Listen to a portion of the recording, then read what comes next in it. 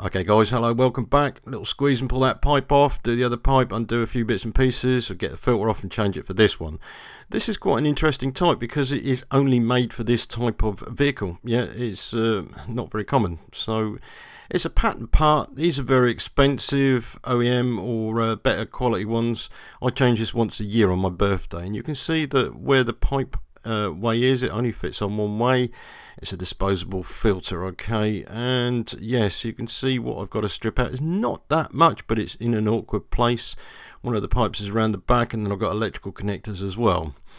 Diesel filters and fuel systems can either be bled up by sucking and pushing, okay, so you have a diaphragm here which will suck the fuel from the fuel tank through the filter and push it to the next filter and possibly right to the rest of the fuel system. This type of primer is a push-pull.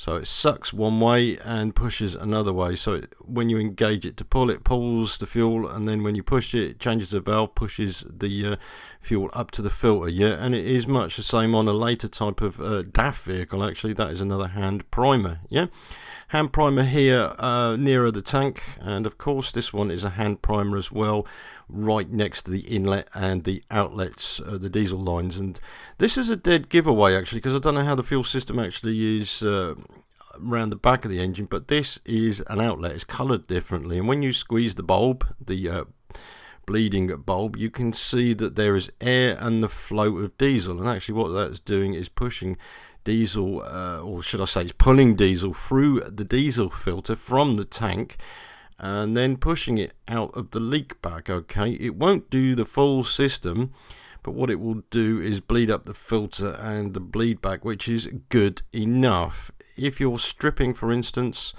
then you're going to have more of an issue, but if you're just changing a filter, the fuel will still be in the lines, and you don't actually have to strip anything off of this at all.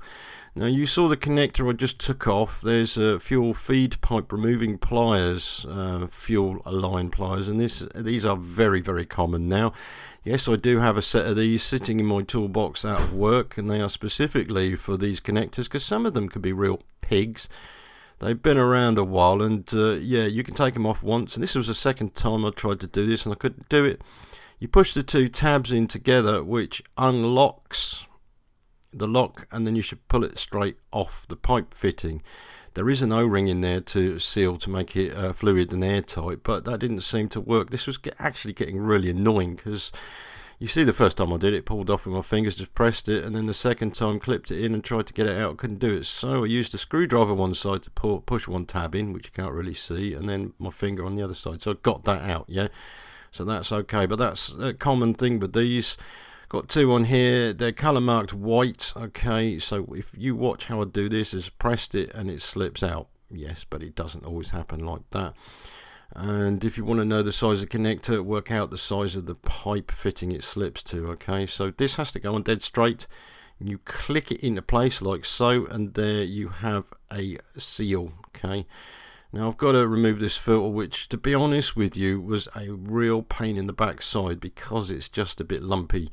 It's a bit too big for all the stuff that's set around it, but it does come out, and yeah, you have a little bit of a fight. And of course there's an electrical connector at the back there. In fact, there's two of them, which I had to undo and then pull this out the rest of the way. But once it's out, yeah, and I always have to check. There you go, there's one of the electrical connectors. There's another one sitting down in there as well. And I will say, never ever use fuel from a used filter. Just get rid of it. Yeah, even if you're a bit hard up for fuel, then maybe you could strain it and put it back in the tank, but it's not worth using, especially if you put it into a container like this, because that's just had oil in there. This is what I use them for though, is to clean out old oil.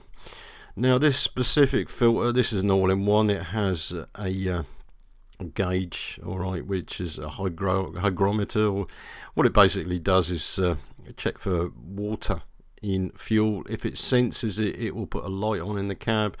Also have a drain here for water in the fuel. Okay, told you about it in a different video, which you can go and watch, and I'll tell you about why you don't want water in your diesel fuel system and how to get rid of it. But yeah, with these, undo them finger tight and then do them back up, and you always make sure you don't want to get water in that filter or too much of it, so it's a drain that's needed.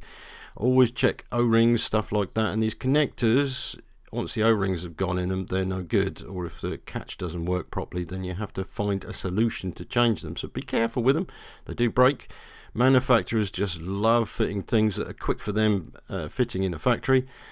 However, for us, it's a bit of a different matter, isn't it? So basically, what I said earlier, this bulb is a draw through. Okay, so it draws the diesel right the way from the tank through the filter. That's why there are no directional arrows on that filter, and then it will push it through the leak back. Yeah, and technically, this should be enough to bleed up the filter and for the car to start without a problem, as long as you've got all the air out of it. And you watch that clear pipe, and you can see if the diesel is clear running or whether there's air bubbles in it. Yeah, that's quite common in quite a lot of cars. With that removed, you can see the flow of diesel. Yeah, it sucks and then pushes it through. Yeah, easy as anything. Okay, this is one way of getting a sample of diesel from your system as well. Is just take off the leak back on there.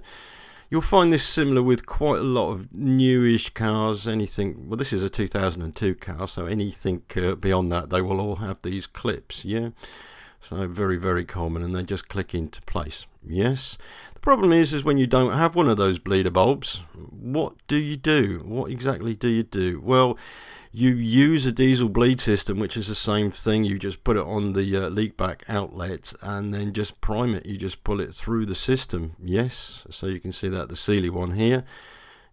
And then you can make up one. You can get a bulb from somewhere like Halfords for $8.99. Get some spare ends from a scrapyard, the ones you need from the same vehicle, and make a pipe up. Or you could just use a bit of rubber butts. The connectors for some of these diesel priming systems are really, really expensive, as you can see here. Yeah, but they're needed for professionals. You want a quick job. You don't want to be messing around with hoses and cable ties and bulbs and stuff like that. Yeah. So anyway, technically, you should just be able to turn the key and you listen. There'll be fuel in the fuel line on the high pressure side, and then if it dies, then you know you've got air in it. But if you bleed it up properly like this, you shouldn't have a problem. Yeah, not that it always happens like that. If you happen to have an air leak somewhere in that system, it won't bleed up properly. This particular system, you can bleed that filter up, and there is a bleed screw on the top of the filter. Once you've filled that up, you can then carry on and push the diesel through. If it won't bleed, there is a problem somewhere in the system. Yeah, so you have a push, pull, push, push, or pull, pull. Yeah, they're all different. Yeah, but mainly with cars, it is just bleed them up. They try to make them as simple as possible for the technician, because it's all due to the time involved with working on a vehicle. So service times have got to be cut down. So just remember that it is pull it all the way through the filter to the leak back. And I did tell you about leak backs in the last video, so it's actually on this one, it's color coded, so there it is, a no-brainer. Yeah, so if you run out of diesel or you need to prime a filter, you now know. There you go, here to help.